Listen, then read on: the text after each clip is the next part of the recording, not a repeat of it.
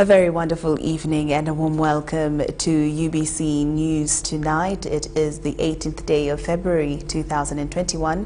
I'm Lauryn, Masika, Kazimoto, and we have Elizabeth Nakakoni on sign language. Now we'll start off with our first headlining story of the evening. Uganda and the European Union are not adversaries and should focus on strengthening their shared goals, President Museveni has said.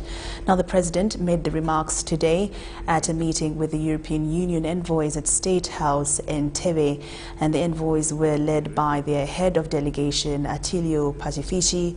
President Museveni, who reminded the envoys of the political history of Africa in general and Uganda in particular, also discussed a wide range of issues with his guests covering political, social and economic sectors. The President, however, cautioned the envoys against involvement in matters that they are not conversant with, something that could have serious consequences. The meeting was attended by the Prime Minister, Dr. Ruhakana Rugunda, Foreign Affairs Minister Sam Kutesa and other government officials. Really, with veiled threats, and everybody knows what the threats are all about. But that's not the spirit of partnership. I think dialogue, engagement, and I have had discussions with them about this before, that true partners engage. Now, with the European Union, we don't have a joint supervisory body. Which one is that? It's called the Joint ACP-EU Parliamentary Assembly. Representatives from parliaments from all over these countries come together and they meet regularly and they go through issues which affect their relationships. It's not a binding, but it's a supervisory, it's a monitoring mechanism. So there is something along those lines yes, as well. But it's not supervising sovereign units. It's not supervising sovereign units. So why can, first of all, the European Parliament are the ones who met alone. They didn't have the SCP. It was not a joint, we are represented. It's mentioned in the partnership agreement, the responsibility of the European Union Parliament, as well as this joint assembly. It is mentioned in the treaty as well, saying you have to monitor, you have the responsibility to look into this, and they do it. To supervise Uganda? No, to compare what we have agreed with what is actually happening. They say, you know, we agreed to respect these human rights. We agreed to work with civil society. We agreed, and then say, I don't think this is actually happening. And then they bring those issues to our attention. That is what they do. They bring to our attention without infringing.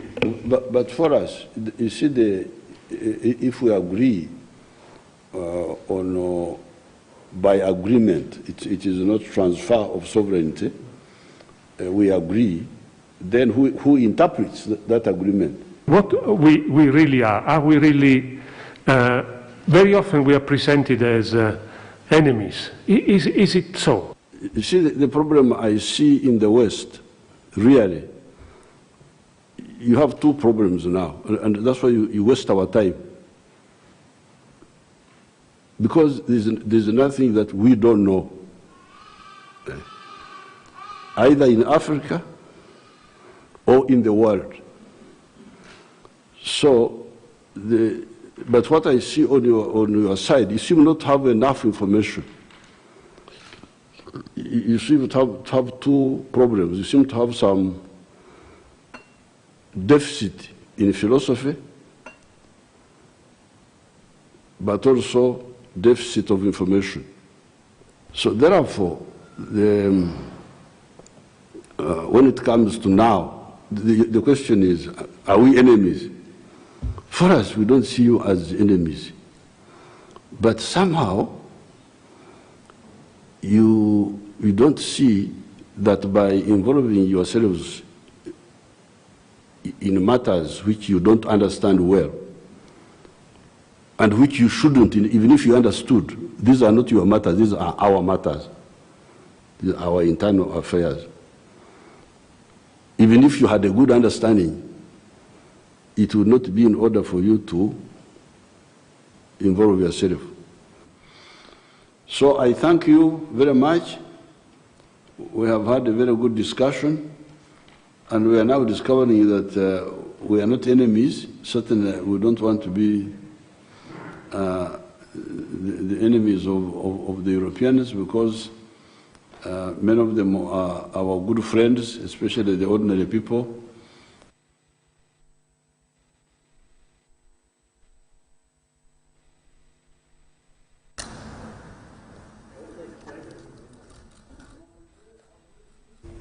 Now, over 9 million Ugandans are set to receive the first dose of the COVID-19 vaccine, according to government. As per the recent cabinet sitting chaired by the President, His Excellency Yoweri Kaguta Museveni, the purchase and order of 36 million doses of COVID-19 vaccines was endorsed.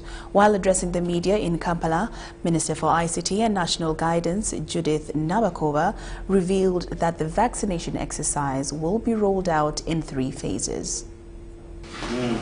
In the month of November, December 2020 and early January 2021, Uganda registered disturbing skyrocketing cases of COVID-19 infections, which continued stretching the health facilities and services. However, the month of February has given government some relief, as cases have relatively declined. There has been a progressive decline in the number of new confirmed cases of coronavirus, alongside a reduction in the number of hospitalized cases in our COVID-19 treatment facilities, and also a reduction in the number of deaths. Now the process for vaccination of Ugandans is in full gears. The Ministry of Health has finalized the National COVID-19 vaccination plan and is finalizing the training guide for the district health teams and health workers to facilitate them in making district-specific plans.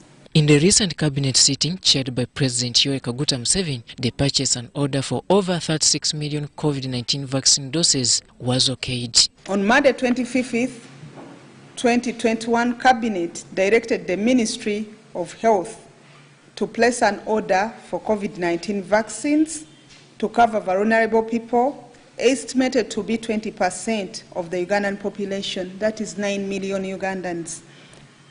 And the order has since been placed with the Serum Institute of India for the 18 million doses of vaccines to commence the first phase of vaccination against COVID-19.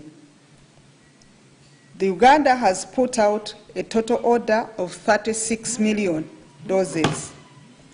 18 million through direct purchase by government of Uganda, and another 18 million doses expected through donations from the COVAX facility.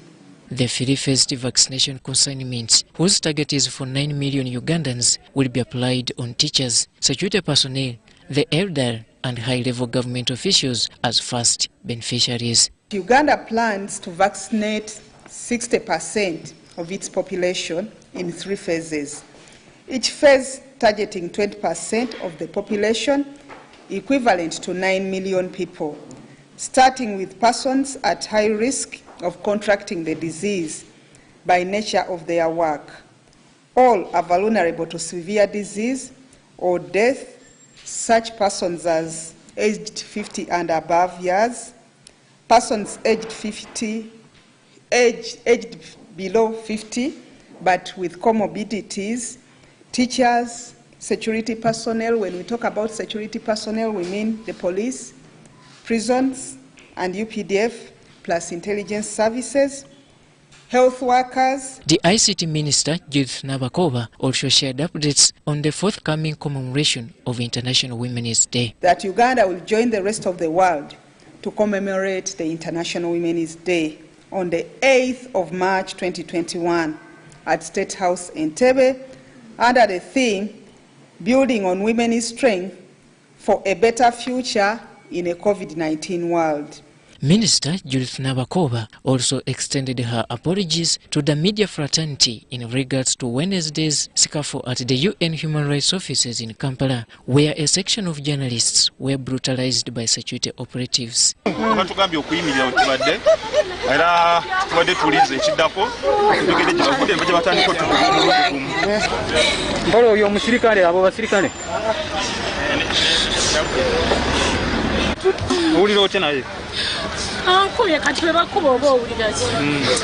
We have noted with concern what happened yesterday at the UN office, and as government we cherish freedom of the press and expression. So we will pledge to work with the security agencies in establishing what exactly happened, and we call upon the media people to continue doing their work as we also engage the security agencies. We would want to avoid a repeat of what happened yesterday. Robert Onyango, UBC News, Kampala. Now, the Uganda People's Defence Forces is considering enriching its training curriculum with the subject on media handling. Now, this follows Wednesday morning's assault of journalists by members of the military police, an incident that Chief of Defence Forces General David Muhoozi expressed regret over. Addressing journalists at the Ministry of Defence headquarters in Mbuya, Muhoozi vowed to bring the culprits to book, an action that has already been taken. They had been deployed officially from their respective media houses, only for them to meet the unexpected. Joseph Sabiti, Josephine Namakumbi, John Cliff Wamara, and Joan Abalo, among others, were assaulted by military police officers in Kololo, a suburb of Kampala, on Wednesday. They were there to cover the petition by former presidential candidate Kyagulanyi Ssentamu Robert to the United Nations Human Rights Commission. That incident is regrettable, and I want to take this opportunity to extend my apologies to those friends of ours who were assaulted. I made to understand that these included Cliff Wamala from NTV, Joseph Sabiti from NBS, Rashid Nakai from Galaxy FM,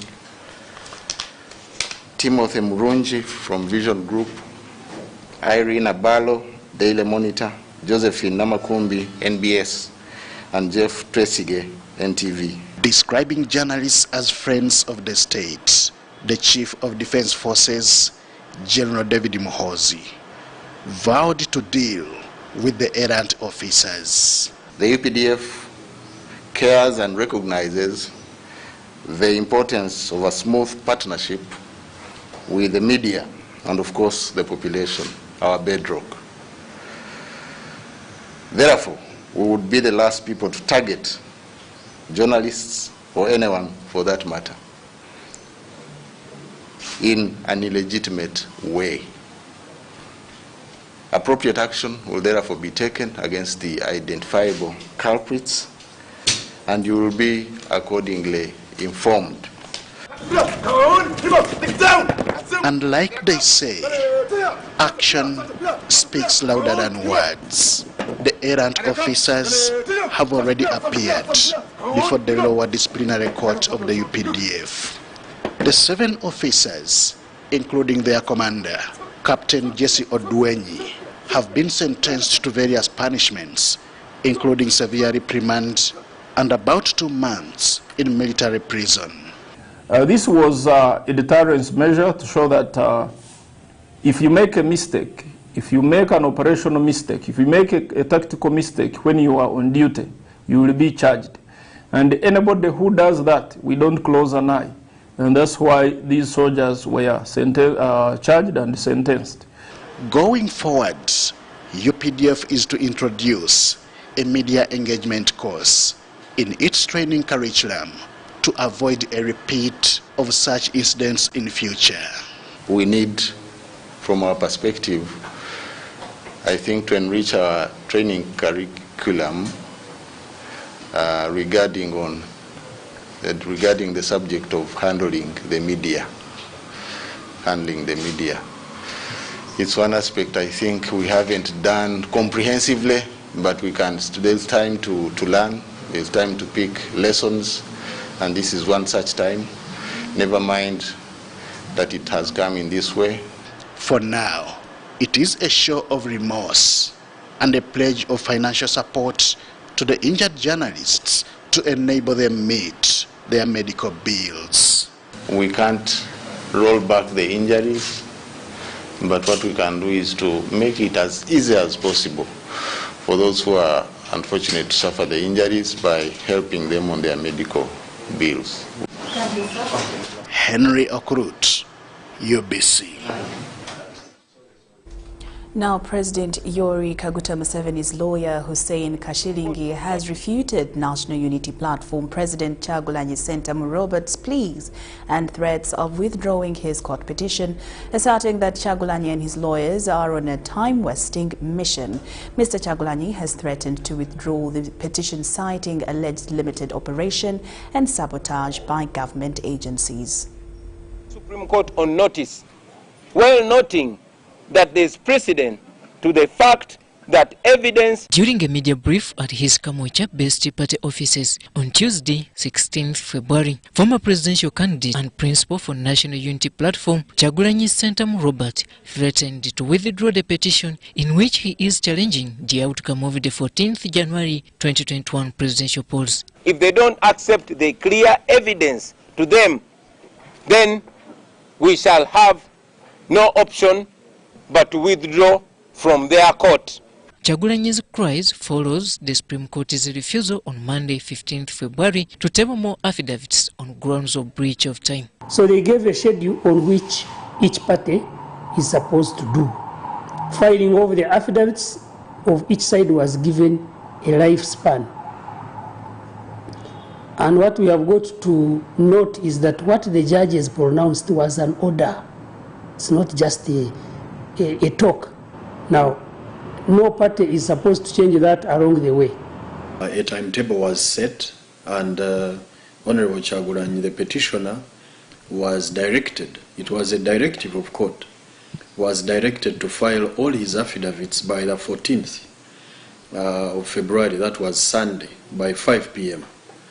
And in fact, on Sunday, just a minute to 5 p.m., they filed a total of 53 affidavits that they served on the respondents. They came back on Monday in the morning and tried to file other affidavits which court rejected because they were out of time and in violation of the directive of court. So he had every reasonable opportunity to file these affidavits. Please remember that he filed this petition on 1st February. So he was actually supposed to have filed these affidavits by the time he filed the petition, together with the petition. According to Hussein Kashiringi, President Yoweri Kaguta Museveni lawyer, Kyagulanyi is not minding about the constitutional time frame. This petition has to be determined within 45 days. We've already used about 15 days, so we barely have time. And court doesn't have the power to expand that time because that time is set by the Constitution. And so you cannot have endless pleadings. You can't have a party filing papers as and when they feel like. We have to follow the direction of court. We will suffer prejudice. So if the court, for example, were to allow him to file more affidavits, then would ask for more time within which to respond, and court doesn't have that time. Unlike in the past presidential petitions, where hearing was entirely a physical process, this time round court will almost operate on written submissions basis, a move the petitioner is also questioning. The court allowed parties, or rather directed parties, to file written submissions because of this COVID pandemic. You can't have if we were to have oral submissions, they would take almost a whole week. And I think it would be endangering the safety of both parties and even both the bar and the bench. There is nothing wrong with writing your submissions down. Nothing wrong. Actually, when they tell you to write down your submissions, you have enough time to put down all that you want. compared to where they will say you will have 3 hours of talking and they stop you. The judiciary and the first respondent, who happens to be President Yoweri Kaguta Museveni, through his lawyers, have also trashed Kyagulanyi and renowned city activists Malema Biri's plea seeking for the recusal of some members from the Spring Bench. Robert Onyango, UBC News, Kampala. UBC News tonight. Now, Uganda Women Parliamentary Association has called for more female representation key leadership positions. UWOPA chairperson Kamugo Pamela Nasio wants advancement of more women in ministerial positions. Flanked by other UWOPA members, Nasio called on legislatures who will make up the 11th Parliament to vote Rebecca Kadaga back as the Speaker. If a man can stand for a presidential candidate, even women, even us, we can. You've seen a number of candidates, women candidates standing or contesting for president. So if a man can do a job, even a woman can do it. There is nothing like being intoxicated, being complicated. No, we are advocating for more positions. First of all, the current positions that we have as ministers is 78 seats. Out of 78, we only have 24. So we cannot force the appointing officer that you give us this number. That's why we just play that the percentages that has given to us in the current sitting parliament of 24 ministers who are women should be maintained, but also increase. The number of women chairpersons and the vice chairpersons has increased, and women are doing very well like other men. So we would like to see that we have policies and laws which encourage our women to take part in this activity. You can ask. Thank you very much. I think I'll begin. Now, Kampala city dwellers have urged government to work on drainage channels to save them from floods whenever it rains. Now, the call comes in the wake of today morning's heavy rainfall that flooded several parts of the city and its suburbs, including Clock Tower area. The floods affected transport, where many people were seen stranded as they couldn't head to their respective destinations.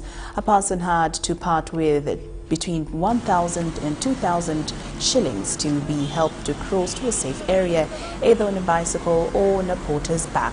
This is the same area where government is going to implement the flyover project.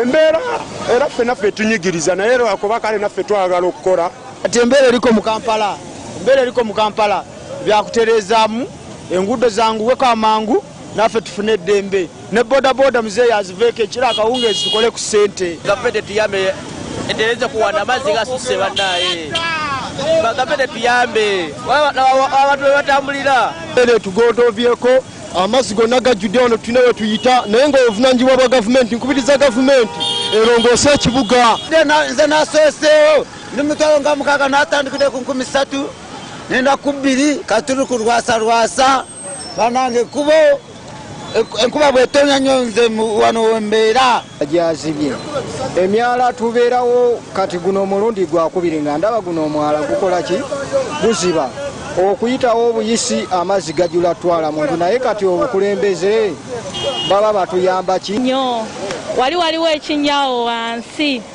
kati akutadde ku kagaali oba tomanyi nti agenda kigwamu ng'akigwamu ng'ogwayo.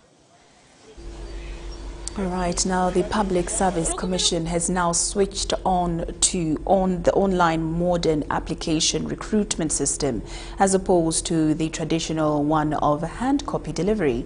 Now the move seeks to stamp out corruption, reduce on the cost of stationery and other related malpractices in the recruitment process.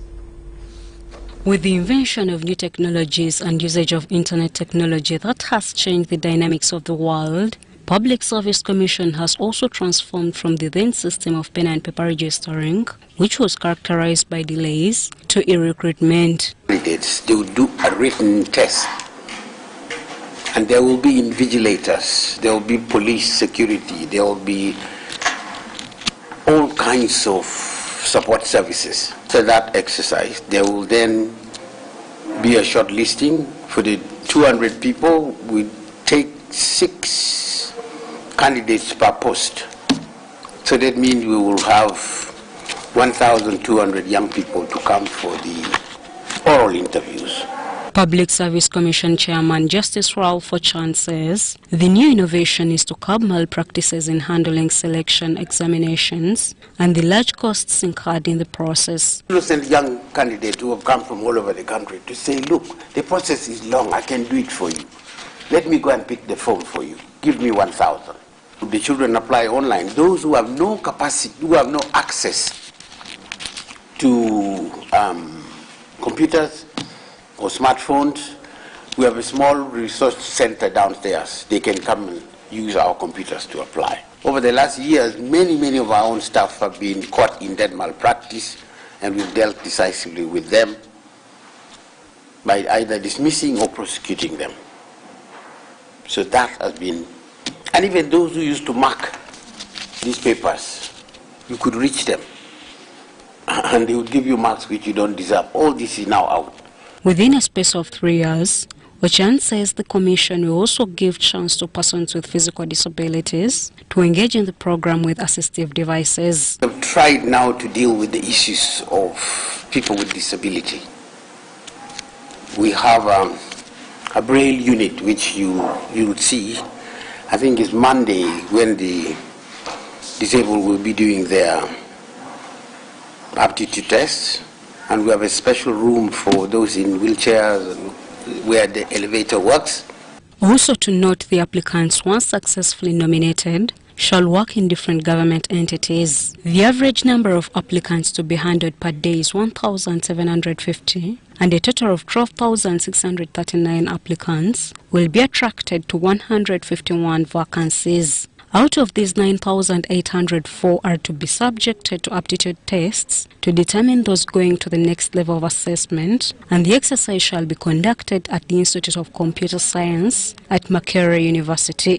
Shaidatin Nasaku, UBC News. The Minister of State for Primary Education, Rosemary Nansubuga Seninde, has reassured parents and teachers in the country that the ministry has not closed pre-primary classes as it has been alleged, but she said those classes will be open at the appropriate time. Minister Seninde was addressing teachers in Luwero district of government-aided primary schools under their umbrella organization, Chiziba Teachers Cluster Center at Chiziba Church of Uganda Primary School in Chichusa, Luwero district. Details in this report. The Ministry of Education during this period of the COVID-19 pandemic will not open the pre-primary classes until the appropriate time because pupils in these classes will not be able to comply with the SOPs to prevent the COVID-19, which puts their lives in danger. However, these classes will be opened at the appropriate time. Therefore, parents and teachers have been encouraged to remain calm as the ministry works tirelessly to open schools at various levels. The Ministry of Education recently released the end of 2020 academic year schedule, prompting the ministry to suspend some levels of nursery education that may be prone to the new COVID-19 variant. The Minister of State for Primary Education, Rosemary Nansubuga Seninde, has reassured teachers and parents that the ministry has not closed the pre-primary classes as it has been alleged, and said these classes will be open at the appropriate time. All we are looking for is the safety of our children and the safety of you. We closed the pre-primary. No, we didn't close the pre-primary. All we are saying is that they will hold on. Because we are going to stagger the reopening. And because we are staggering the reopening, the pre-primary, you are aware, they cannot put on masks. The teachers who teach pre-primary, you are aware when we are teaching these children, we are always at close range. So there is no way we can have the social distancing with the nursery children. this opportunity. Minister Seninde was addressing teachers from the 32 aided schools under Kiziba Cluster Center at Kiziba Church of Uganda Primary School, where the chairman, Kiziba Cluster Center, Godfrey Sewanyana, and the chairman of the chairpersons in Chichusa, Chiza Seninde, reported to the minister challenges facing schools in the area. Among them was the very old buildings and lack of teacher houses. Lack of teachers, lack of desks, lack of staff quarters. Most of the teachers move long distances to their schools. This affects them so much, more especially during the rain seasons. Some may end up failing to reach their schools. Sometimes I think they do it without the knowledge of the DEO, the master. They give contractors, people who cannot run very well, those contractors like a construction. I know I've been to Kawe Primary School, where I've seen politicians took up the construction and did the study work. In her response, Minister Seninde promised that in the coming financial year, the ministry will embark on the reconstruction of some schools in the area, especially the Kiziba Church of Uganda Primary Schools, among others. She, however, encouraged parents and local leaders in the area always to be part of the monitoring team during the construction of the government-aided schools, this to avoid shoddy work, which affects government projects. Centralizing primary education, and therefore the schools are supposed to be constructed by the districts. My only humble request is that don't let the work be done by only the constructors and the contractors. The contractors, if they are not followed by your eye, sometimes they may not do a good job. So you are our eyes at the grassroots. So help us. When we decide which school is going to be constructed, you must be a close eye to make sure that you report whatever is going on.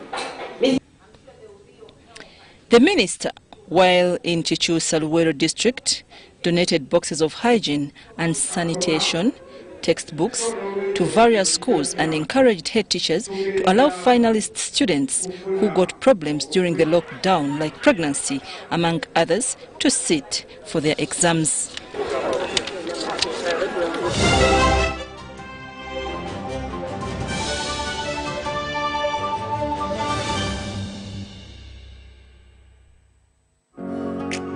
It's no secret that ICT makes learning easy.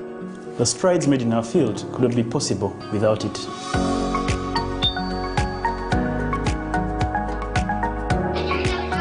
And now we can watch our favorite show.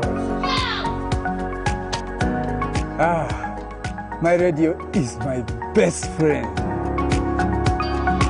UCC provides an enabling regulatory environment and policy guidance for healthy competition.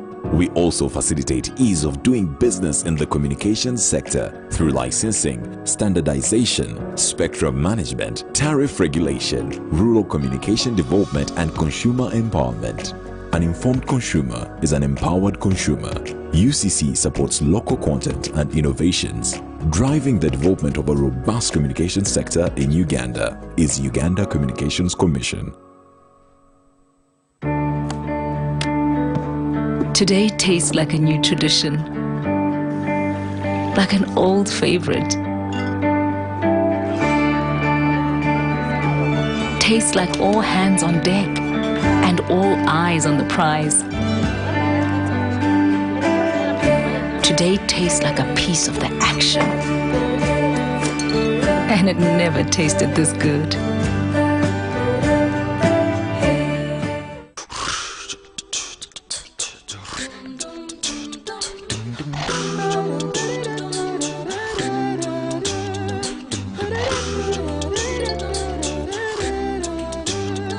Yellow, how are you? Tell me, how do you do? We're here to show some appreciation for the things you do. Sent you for today, and they sent you for tomorrow. Sent you for every time and everywhere you go. We love you so, and we enjoy life with you happy, happy to know that we will go with you. That's why we say thank you, thank you, thank you, thank you, thank you.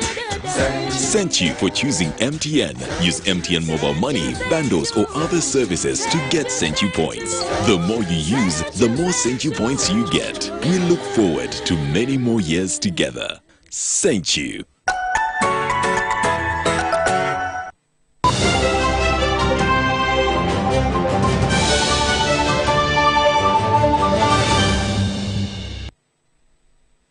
Welcome back from that break, and we're glad that you're still watching UBC News Tonight. I'm Lauryn, Masika, Kazimoto and Elizabeth Nakakoni on Sign Language.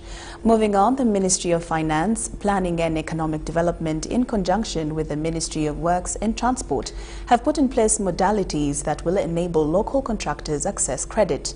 The Permanent Secretary, Ministry of Works and Transport, disclosed this while addressing construction and consultant engineers in infrastructure-related projects attending a review of the 4th Assurance Survey conducted by Coast Uganda, the Infrastructure Transparency Initiative. According to the Permanent Secretary, Ministry of Works and Transport, Ben Chemba, among the modalities is for local contractors to be able to access affordable credit from Uganda Development Bank. My ministry is a member, has planned interventions that will enable increased access to affordable credit by local contractors through the Uganda Development Bank. I therefore call upon all the stakeholders to embrace this new program-based approach. This was at the review of the 4th Assurance Survey conducted by Coast Uganda, the Infrastructure Transparency Initiative. In the arrangement, contractors will be able to access big securities, advance payment guarantees and performance securities more affordably. Issues pertinent with the 4th Assurance Review meeting included local contractors complaining that they are always sidelined due to lack of capacity to execute construction works and high-level procurement corruption, which also leaves them out of government projects. Issues of that kind, land, and a number of them, we have handled so many cases from UNRWA, and people have been compensated. David Chinji, a commissioner in the Ministry of Finance, observed that as they sign contracts, firms have been warned against intentional corruption, saying issues of corruption are now being managed by stringent laws. The laws are in place and everything is being done to make sure that we clean the society, we reduce it. That's why there are so many agencies that are addressing corruption in procurement.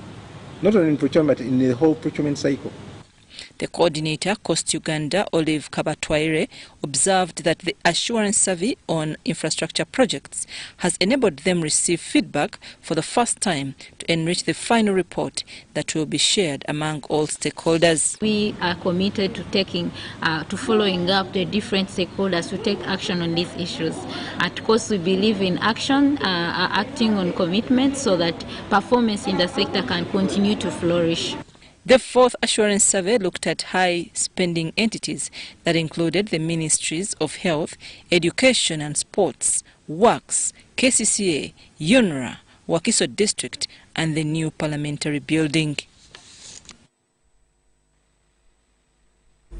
Now, education stakeholders want government to roll out a school feeding program for all primary schools. They argue that feeding pupils at school improves academic performance and enrollment. Take a look. The universal primary education introduced in 1997 has been recognized as one of the strategic interventions by government to improve human capital development. Education stakeholders are, however, concerned about the issue of lack of meals for pupils while at school on grounds that poor nutrition impacts negatively on intellectual and cognitive development of children. In 2018, government operationalized school feeding program, but this has not taken off in all schools. According to Uganda Debt Network and Save the Children, only 33% of pupils receive a meal while at school. Although the Education Act of 2018 put the responsibility of feeding children to guardians and parents, stakeholders insist that government needs to put in a hand to ensure that pupils are fed while at school. One of the things that my view will be is that we need to do a policy shift, and that it will mean overhauling. Instead of giving farmers inputs, we could guarantee farmers market for the produce they produce by offering them market that if they produce, government will buy that food to be able to feed the children.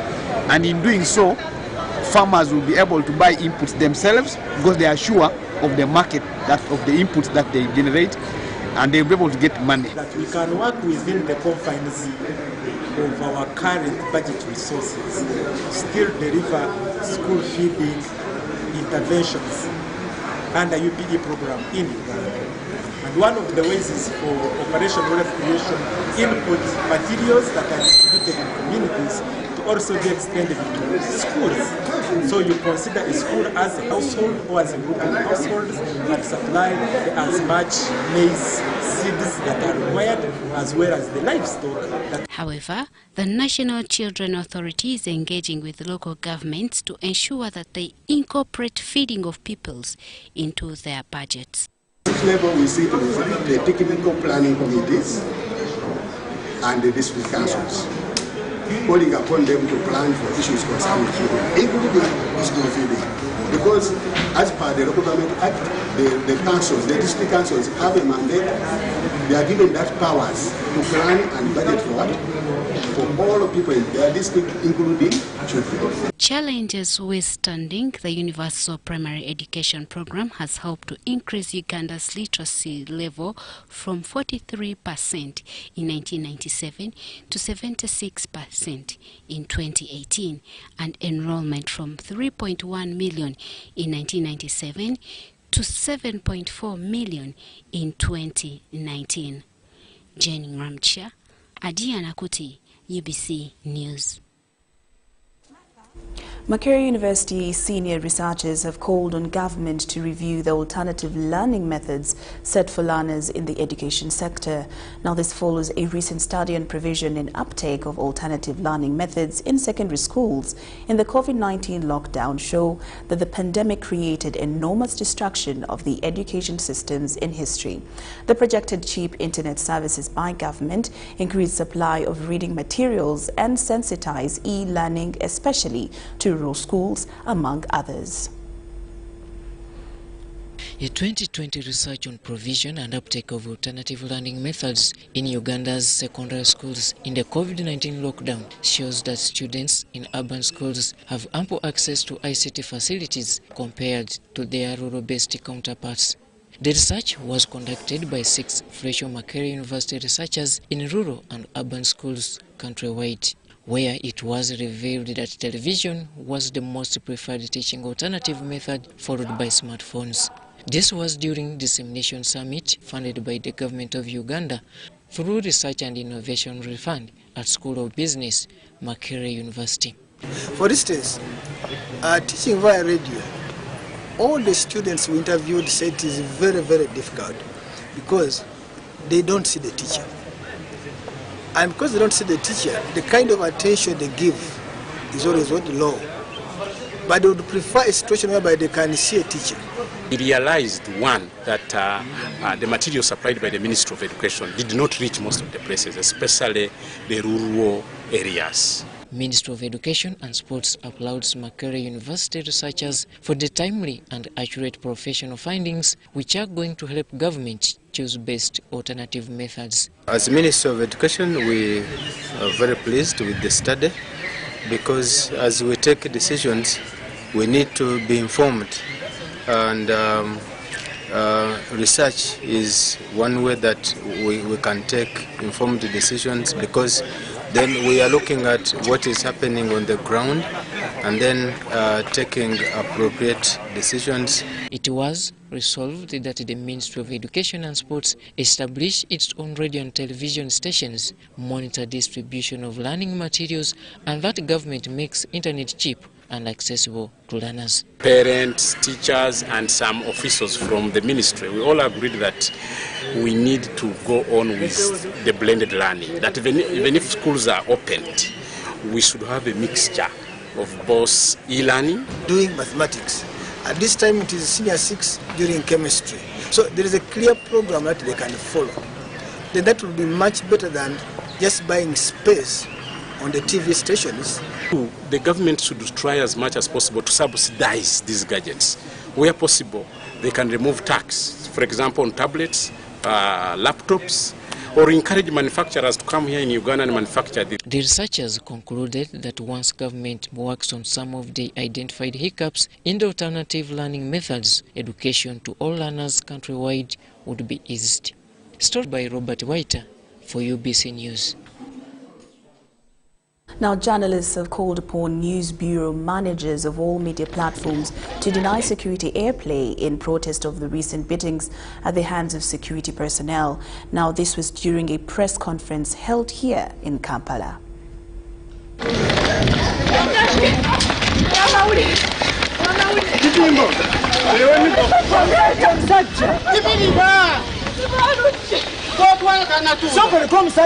On 17th February this year, journalists were assigned to give coverage to National Unity Platform President Kyagulanyi Ssentamu Robert as he delivered a petition to the United Nations Human Rights Offices in Kololo, were denied access to the said premises by security. However, this did not go down well with the journalists, who felt security was blocking them from executing their duty. This caused a scuffle between security and the journalists, who were later manhandled by military police officers.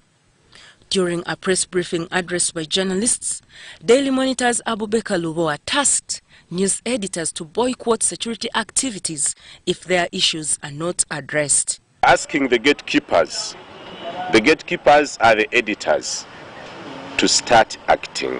Editors, please start acting. The ladies and gentlemen you send to the field are the sources that you have to give you the news, are the sources that the people who are going to watch TV, read the paper, listen to radio, and read online, that they base on. So editors, if you keep giving the security agencies free space to talk whatever they want to talk, yet they are beating your own people, this story of security beating journalists will continue to arise. So we know that media houses are businesses for some people, and they need adverts from the government and other agencies or security forces. But we need you to stand up. If you let these people continue beating journalists, we will never go anywhere. Despite an open apology by the UPDF Chief of Defense Forces, General David Muhoozi, journalists still demand that the culprits be brought to book in an open court, other than being sentenced indoors by the lower military court. Yes, we appreciate the apology, and then we appreciate the treatment that is going to be given to our colleagues who are injured during the scuffle. We are demanding for an open court for those people, not in the court martial or in any. We want an open court, whether it's the court martial trying them, we want them in an open court where people can see them. If we can have them in a playground, there is a police playground, let us have them tried from an open court. Journalists are also requesting the Inspector General of Police, Martins Okoth Ochola, to retract his statement where he asserted that beating journalists is a way of keeping them from danger. We call upon the IGP, because many people have come out, IGP should resign, IGP should do this. Okay, please don't resign, but we want you to retract the statement that you made, that we beat you for your own protection. This has given leeway to the security forces, because they say we are ordered by the IGP. What protection are you giving me when you're beating me? Helen Barbara Jizamba, reporting for UBC News. Well, let's pray that justice will prevail for our brothers and sisters in the profession. Now moving on, the 50-kilometer Chikagate Kabuyanda Mwizi Tumbara Road has been eaten up by potholes, hindering both passenger and agro-products transport to local and international markets. Now this route is the shortest cut to Tumbara city, but locals have been forced to look for alternative routes which are far-reaching and costly in terms of transport fare. They have appealed to Uganda National Roads Authority UNRA to swiftly take their concern into consideration as the state of the road gets into an unmanageable level. This road that connects to Kikagate, Kabuyanda, Mwizi, Tumbara city has completely broken down. The breakdown of the road is attributed to the poor drainage channels, hence making it impassable. All the vehicles from my area were getting stuck here, all the people are getting stuck here. At Mijera village, vehicles are forced to park for a while, waiting for the flow of water that crosses the road. This bleeding of the road has seen the infrastructure develop huge potholes in the middle of the road. Vehicles find difficult moments to navigate through the worn-out road infrastructure. In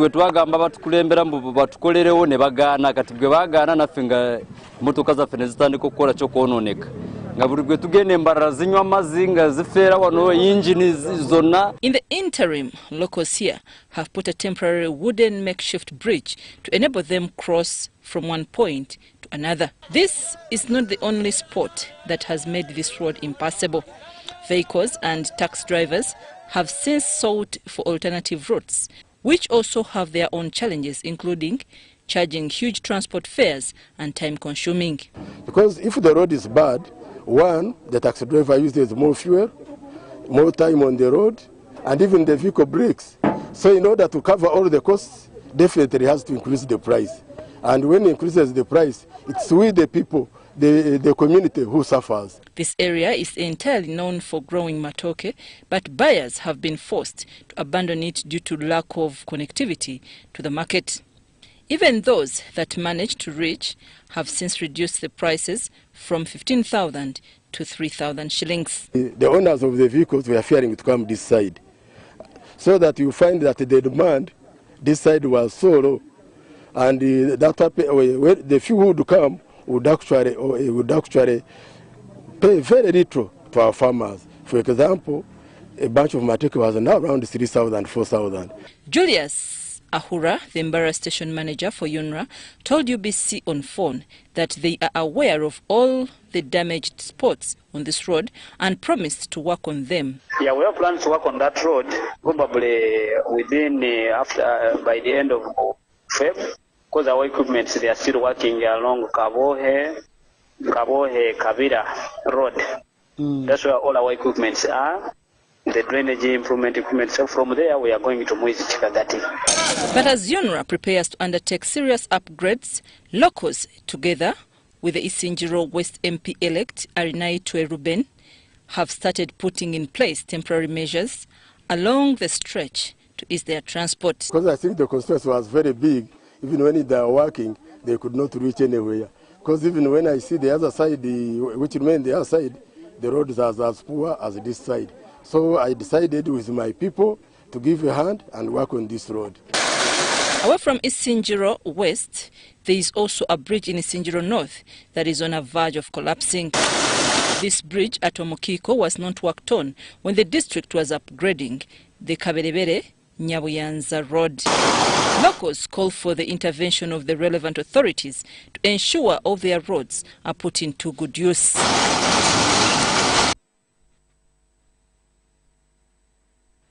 UBC News Tonight takes a short break, but we'll return with business news. Keep it locked.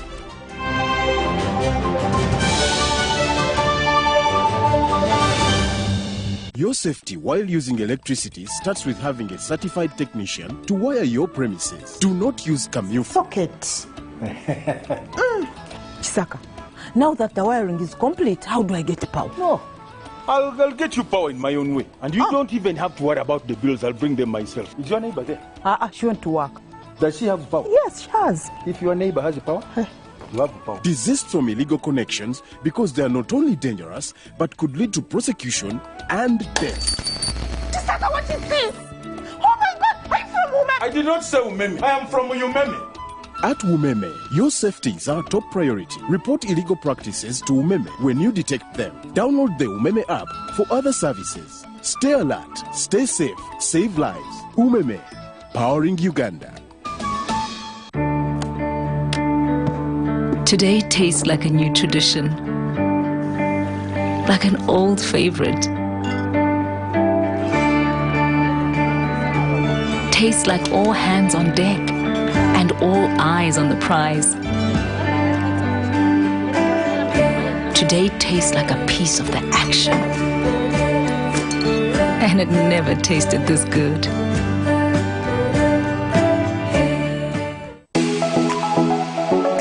Beyond Beauty Parlor and Spa, your beautification destination. We believe in suitable beauty. We offer pedicure and manicure, makeup, hairstyling, plating, weaving, dreadlocks, massage, waxing, facial and body scrub, name it. We also offer additional services like honeymoon packages, hiring venues, and vehicles for brides and grooms.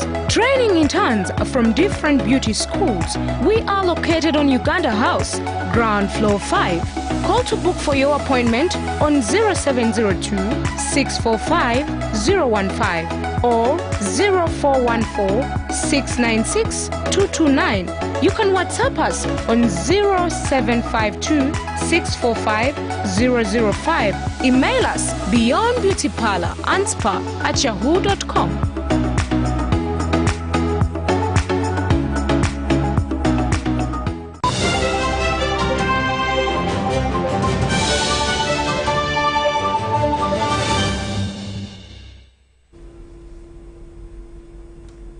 Welcome back from that break. Now into business news. Prime residential occupancy remains under pressure in Kampala as many expatriates are yet to return to Uganda due to restricted travel. Now the situation has been exacerbated by the corporate class working online and preferably from home. This has been disclosed in the Knight Frank second half of 2020 Kampala Market Performance and Review Outlook report. Retail activity in the real estate sector saw a sharper fall than workplace activity in the first half of 2020 due to supply chain disruptions and restrictive government measures adopted to curb the spread of COVID-19. The impact of these measures is that trade is still under severe pressure and is further impacted by lack of consumer spending. It's something that hasn't happened before. We're not able to tell what the pandemic is going to throw at us from time to time. But what we know, real estate is a sector of the economy as any other. If the economy rebounds and we see some positive growth and really strong growth, then we will see demand for space increasing. So it's a whole value chain, and it's like an ecosystem that's mutually beneficial and has a knock-on effect on the other. So if the economy does well, then obviously we're going to see growth in the real estate sector. Unfortunately, we can't really see what's going to happen moving on. Knight Frank second half of 2020 Kampala Market Performance Review and Outlook shows a property market uncertainty associated with the pandemic, heightened by the cautious approach to investment before and after elections. Potential investors, unfortunately, as they watch the economy as well, are adopting a wait-and-see attitude. So appetite to deploy huge sums of capital to buy property is limited. We're not seeing a lot of appetite there. A lot of occupiers who are thinking of expanding into bigger space have also decided to sit back and wait because they don't know if they'll be able to support this amount of space that they're taking up. However, there is light at the end of the tunnel for the market. This optimism is based on the improvement of occupancy levels and footfall in the second half of 2020. The likes of ShopRite are exiting their investment in Nigeria. You've seen ShopRite exit Kenya. But what has happened in Uganda? What has happened in Kampala? You've had Carrefour expand during this pandemic. They're about to open their store in Metroplex and they're looking at a number of other outlets. You've had ShopRite expand. in this pandemic. They're about to open a further store at the Arena in Zambia. You've had LC Waikiki. LC Waikiki is a major Turkish fashion brand. So it's not all doom and gloom for Uganda. Knight Frank's Kampala Market Update Report provides an analysis and outlook into the performance of office, residential, retail, valuations and industrial property sectors. Dennis Igoa and Robin Yoso for UBC Business.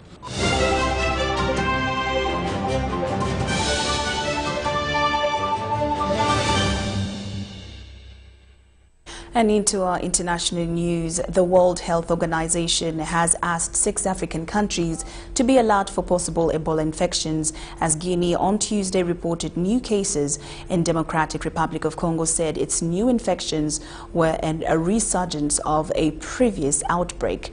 Now, Guinea declared an outbreak of the virus on Sunday, in the first return of the disease since 2013-2016 outbreak, while Congo has confirmed 4 new cases this month. The world fights COVID-19. The World Health Organization has issued a formal warning to 6 countries in Africa to be ready for the possible emergence of new Ebola cases. WHO spokesperson Margaret Harris says Sierra Leone and Liberia were alerted after fresh outbreaks in Guinea and the Democratic Republic of Congo, and she did not specify the other countries notified. The DR Congo reported its first case early last week, while Guinea declared an outbreak on Sunday after 10 suspected cases emerged, along with 5 deaths. The epidemic claimed over 11,000 lives on the continent from 2014 to 2016. And with that, we come to the end of this news bulletin. Thank you so much for your company.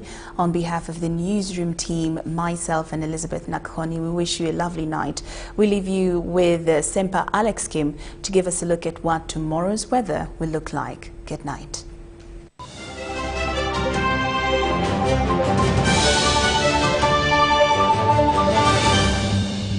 Brought to you by At Umeme, your safety is our top priority. Report illegal practices to Umeme when you detect them. Download the Umeme app for other services. Stay alert, stay safe, save lives. Umeme, powering Uganda. Welcome. Here is the latest in weather from the Weather Center with Semper Alex Kim.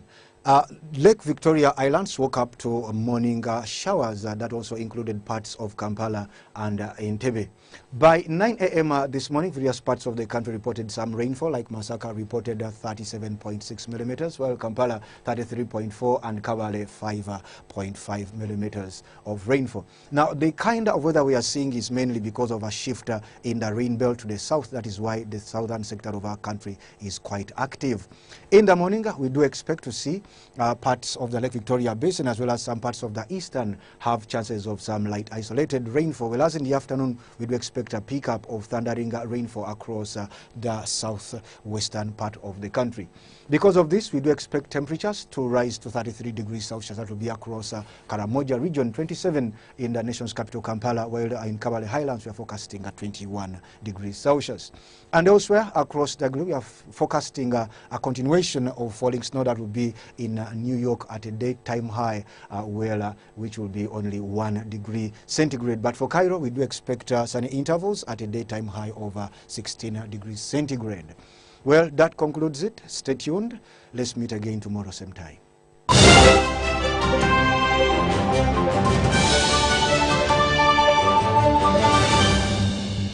Brought to you by At Umeme, your safety is our top priority. Report illegal practices to Umeme when you detect them. Download the Umeme app for other services. Stay alert, stay safe, save lives. Umeme, powering Uganda.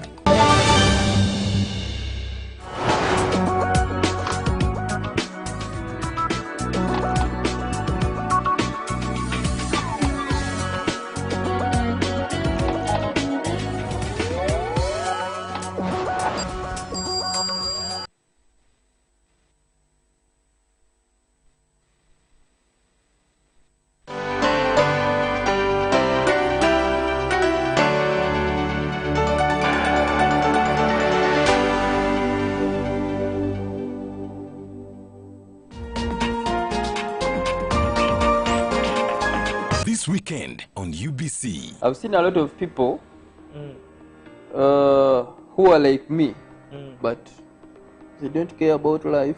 A few months when I had started this, I was doing a lot of movements, marketing, door-to-door things. So this leg